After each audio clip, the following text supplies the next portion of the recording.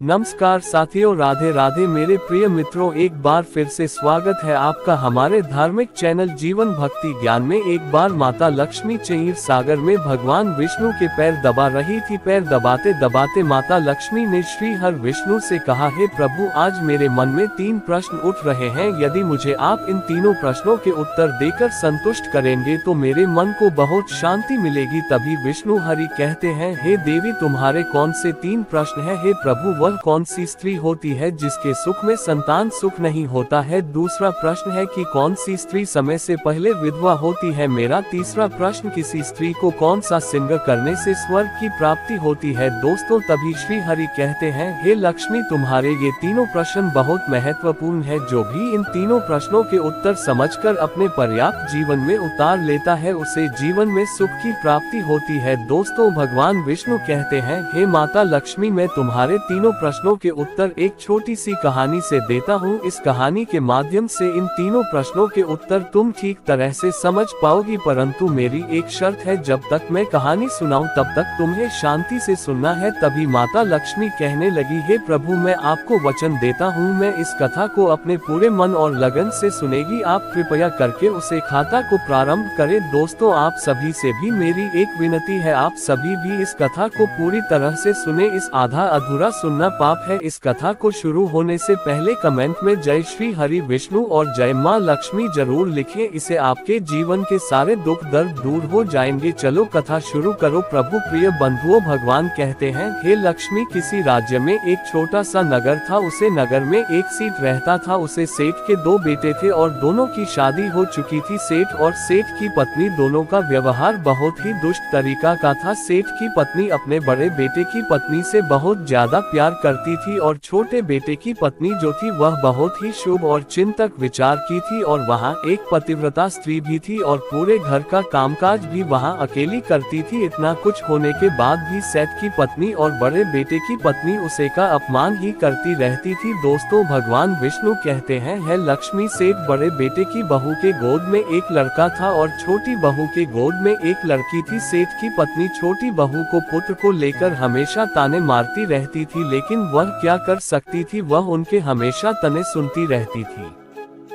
इस संसार में कुछ भी स्थायी नहीं है। संतुष्ट मन इस विश्व का सबसे बड़ा धन है। कर्म किए जाओ, फल की चिंता मत करो।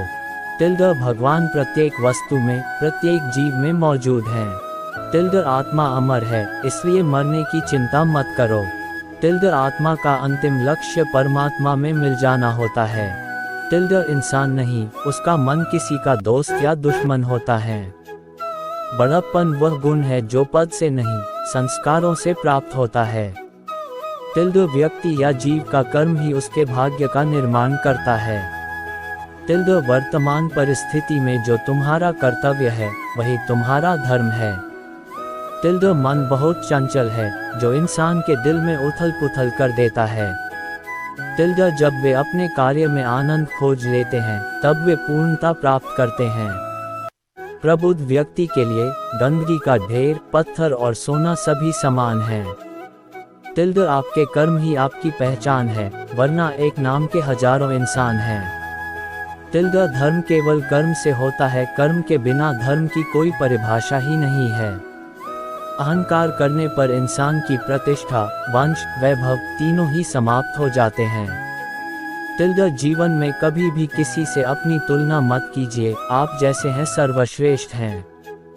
बुरे कर्म करने नहीं पड़ते, हो जाते हैं, और अच्छे कर्म होते नहीं करने पड़ते हैं।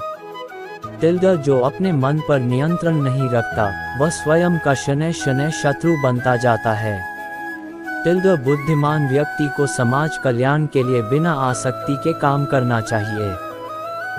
स्वार्थ संसार का एक ऐसा कुआं है जिसमें गिरकर निकल पाना बड़ा कठिन होता है। सेहत के लिए योग और किसी की जरूरत पर सहयोग दोनों से ही जीवन बदलता है।